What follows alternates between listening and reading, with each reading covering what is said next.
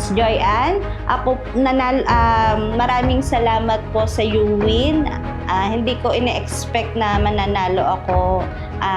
I'm from the Philippines. 13 years na po ako dito sa UAE.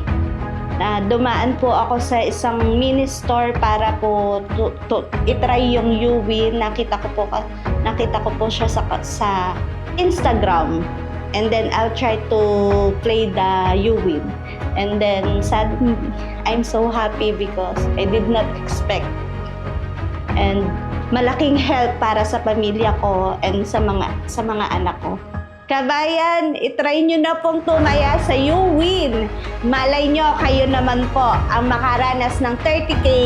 Maraming salamat!